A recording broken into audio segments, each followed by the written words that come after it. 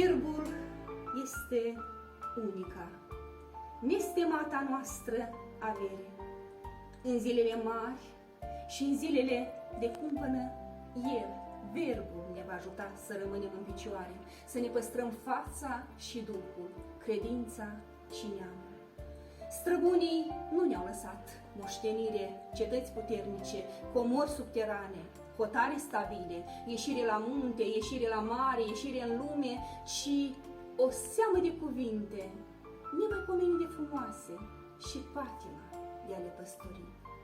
Atât am avut, atât avem, atât ni s-a dat, atât vom da. Mă vei întreba, fiule, de unde această veșnică patimă pentru cuvinte sfinte, pentru cuvinte alese? Le-am moștenit de la străbuni, suntem, fiule, bolnavi de cuvinte frumoase, suntem veșnici rătăcitori prin lumea cuvintelor alese. E o boală veche ce nu-și atacă. Mă vei întreba, fiule, cum se seamănă, cum se crește, cum se grijește verbul. Țarina verbului mater a fost și rămâne tăcerea.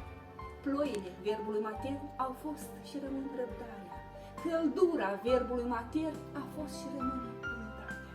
Deci tu, fiule, păstorind de-a lungul vieții verbul străbun, caută să aibă pământ destul, ploi la vreme, căldură destulă, iar dacă din întâmplare rătăcind prin grădina cuvintelor frumoase, vei găsi o buriană, o urățenie, o necuviință, chiar de va fi ea frumoasă, fină, nemaipomenită, apleacă-te, smulge-o cu rădăcină cu tot, păzește verbul străbun, ține-l pe lângă tine, iar pe cel rătăcit, fă ce poți, el aduce acasă, sărbătorește revenirea cum a fost sărbătorit Fiul risipitor, îmbracă-l în straii noi și pune-l în capul mesei, căci, după cum se știe, la început a fost cuvântul și cuvântul a fost de la Dumnezeu și cuvântul a fost Dumnezeu.